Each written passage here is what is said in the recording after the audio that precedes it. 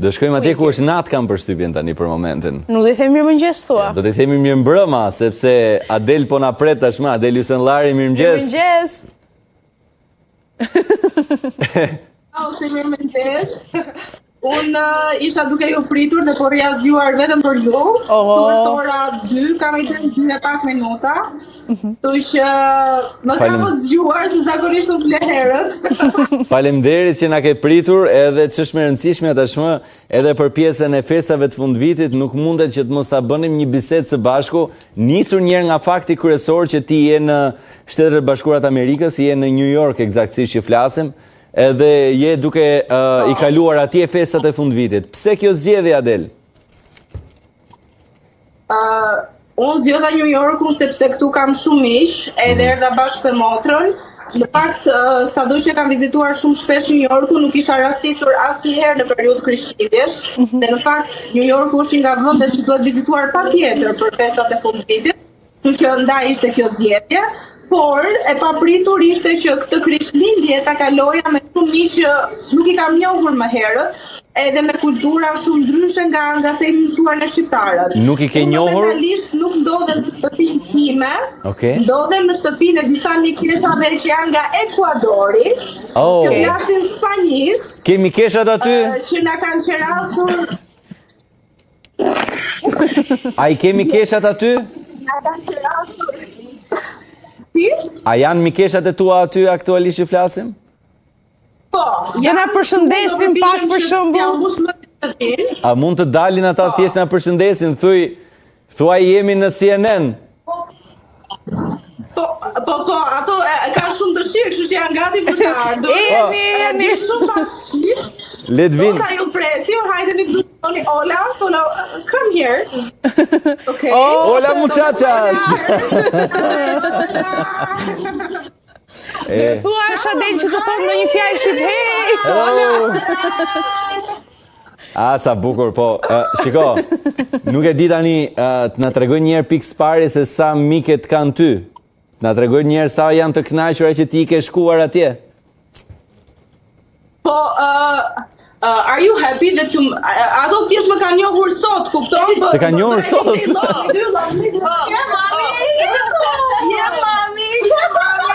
Edhe një herë. Prit, ishte interesante. Të lutem edhe një herë, ato të kanë njohur sot. Po, ato jam njohur sot, sepse... Okej. Kështu funksionon në Amerikë, do me thënë unë jam me miq të mi të motrën time, dhe miq pas miq ti bësh një grup i madh, këta janë njerëz kaq pa komplekse, të ftojnë në shtëpinë e tyre, bëjnë çdo gjë që të ndihet rehat. Kam 2 orë që po luaj lojë që ti kisha luajtur kurrë në jetën time, që këto gocat nuk ju shterojnë lojra dhe unë kuptova se sa të mërzitshëm jemi ne shqiptarët, që ta takohemi klasin vetëm për halle. Këta janë njerëz shumë allegro. Nesër të dyja vajzat që punojnë infermiere janë në punë dhe nuk po vrasin fare mendjen. Na servirën ushqim, pijet e tyre tradicionale. Cilat janë këto pjatë tradicionale dhe pijet e tyre? Pija e tyre tradicionale, në fakt, është pija që masivisht njihet edhe në Kolumbi, quhet aquadrente, nëse nuk po e shqiptoj mirë, ndërsa pjata tradicionale që ishin gatuar për Krishtlindje ishte oriz dhe pilaf dhe pun, që ato e mërtojnë në gjuhën e tyre, ka me këto salsa tipike që janë spicy. Por që ky ishte thelbi, domethënë. Okej. Pra ti sot për te një krishtlindje e të kaluar ndryshe, je dhe me njerëz që i takon për herë të parë në jetën tënde? A prisni njerëz të tjerë? Domethënë kam përshtypjen që aventura jote sot, pikërisht sot, edhe mënyra se si ti po i kalon krishtlindjet është jashtë të zakonshme, por është diçka që ti e ke kujtim edhe është diçka ndryshe pra që ti bën.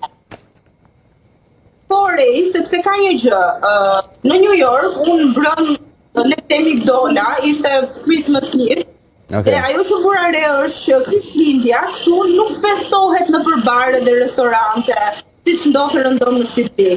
Këtu Krishtlindjen e festojnë në familje, lidhen njerëz shumë të afërt, lidhen grupe shoqërore, rinë deri në orët e para të mëngjesit.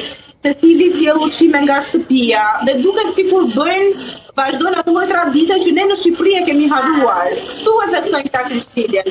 Kurse për vitin e ri kanë një mënyrë tjetër të festuari, atëherë frekuentojnë klubet, frekuentojnë partit dhe dalin në rrugë festojnë. Krishtlindja është diçka shumë më e ndjerë, shumë më familjare. Sidomos ata që janë besimtar katolik. Dhe aktualisht familja në cilën unë ndodhem janë katolik.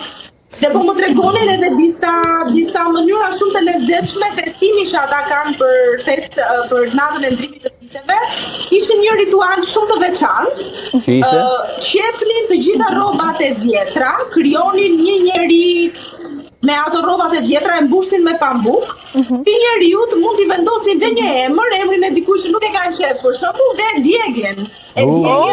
Duke menduar që po djegin të keqen, duke menduar që po djegin të keqen dhe po lëm pas çdo gjë negative, duke nisur vitin e ri me një ndjesi shumë të pastër edhe me një peshë më pak nga Do më thënë i bie ta nisësh vitin e ri me ndjesit pastër edhe kështu thjesht dogja një njeri. Dogja një njeri prej pambuku. E nisa pastër vitin.